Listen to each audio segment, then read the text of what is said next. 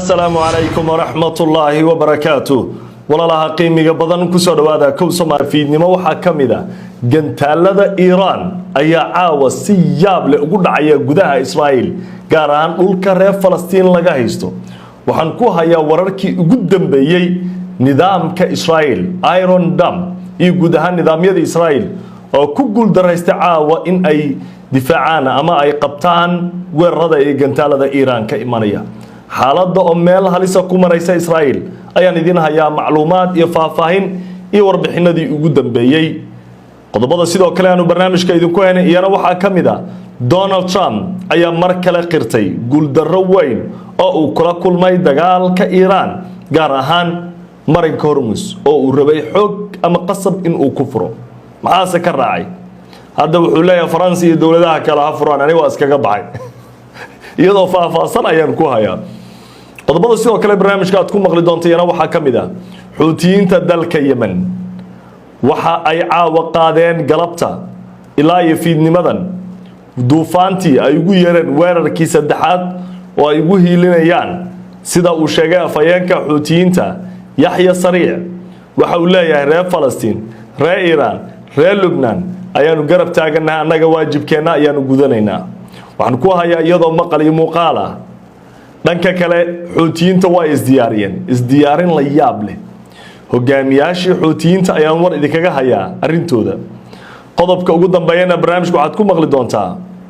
garoonka labaad ee ugu weyn Kuwait ayaa galabta la gubay gantaalada Iran ayaa lagu warramay mar kale inay halkaas qabsadeen qodobada iyo kuwa kale ayaanu barnaamijka idinku haynaa media gantaalada Iran ayaa maanta nidaamka difaaca Israa'iil mar kale uu ku guuldaraystay inuu wax ka qabto sida ay tilmaamayaan wararkii ugu dambeeyay ee halka ka iimaanaya Iran waxay markan isticmaashay gantaalada halista oo ay kamid tahay gantaalada ay ugu yeereen Qatar iyo kuwa kale ee ridada dheer plastic missileska haddaba caawa waxa dhacay waa wax la yaab leh Israa'iil warbaahinteeda waxay qoraysaa galabta oo kaliya 16 qof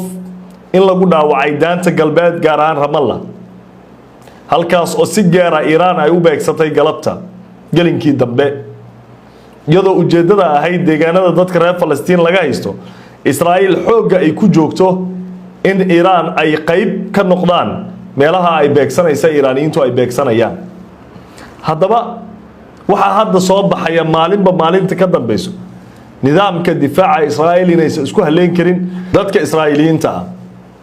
gaar ahaan galabta meesha la weeraray waa meel ka duwan goobihii hore Iran ay weerari jirtay iyo Hezbollah iyo Houthi iyo guud ahaan goobihii ay weerari jireen sababtu waxay tahay meesha hadda la weeraray waxay ka mid tahay meelaha kooxaha dhista dhulka Falastiiniyiinta deegaanada ay xoog dhawaan ku qabsadeen ay xoog ku dageen waxa marka hadda lagu waramayaa ambalaasta iyo kooxaha gargaarka degdegga Israa'iil galabta inay aad ugu mashquulsanaayeen daad guraynta dhaawacyada gantaalada Iran ay ka geysteen Ramallah waxa lagu waramayaa qaybo badan oo deegaanadaas kamid ah inuu burbur baaxad weyn la soo gaaray sida Al Jazeera iyo warbaahinta kale ay warinayso haddaba waxa si badanaysa maalinta ka dambaysa cabsida laga qabo in gantaalada Iran ay hadda noqon doonaan kuwa nidaamka Israa'iil u maaragtay waxba ka qaban waaya intaas oo dhan waxa ka sii daran oo hadda soo baxaya in la leeyahay nidaamka difaaca Israa'iil uu si dhamaanay kan laftirkiisa dhamaanay bilowgii isbuucan waxa la sheegay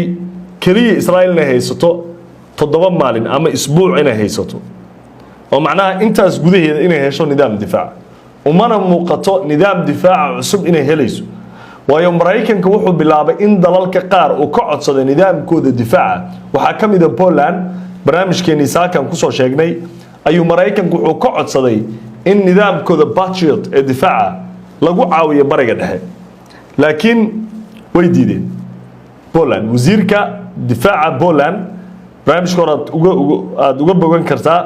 wuxuu yiraahdaa anaga dagaalkan qayb kama nihin mana doonayna in lagu soo jiido dawladihii reer galbeedka neeta isku jireen Mareykanka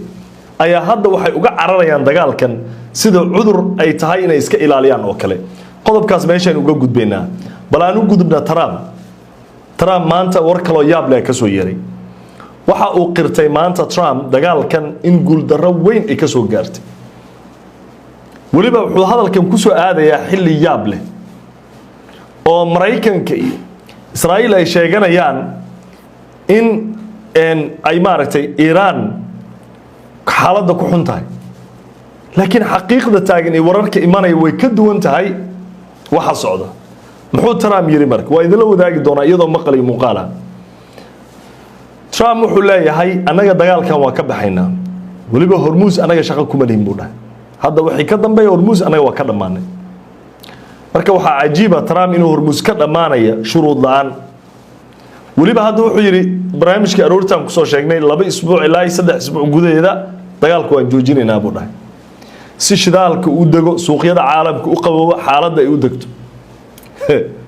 macnaha 15 qodob xitaa Trump uu iska iloobay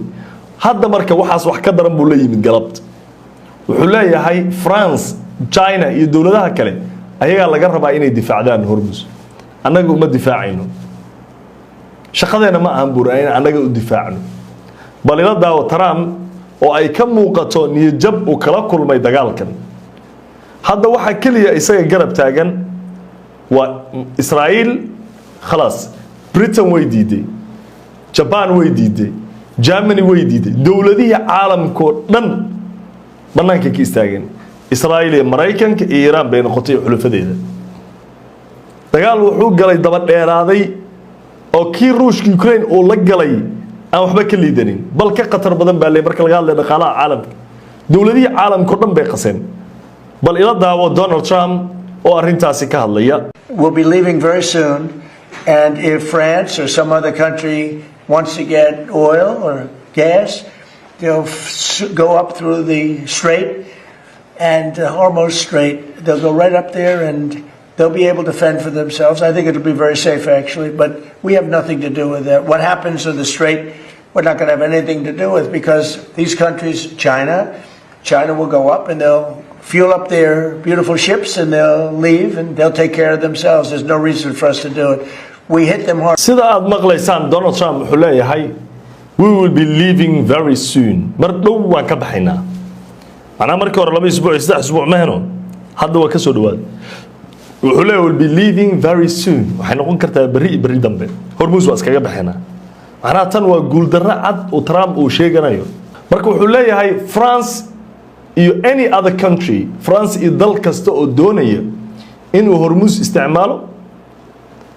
ayaga inay difaacdaan way inay isdifaacaan way China iyo qolo kale ay maanayso safe noqon doontaa laakiin anaga ma u difaacayno shalay yaa ku dirsada shalay who told you to defend yaa ku sheegay qof u dirsada ma taqaanid waa nin intuu kaligiis baxay hadana kaligiis soo noqday asaga la isla sheekaysta qof haduu kaligiis intuu qol galo oo isaga muraayada hor istaago oo isaga sheeka dhex marto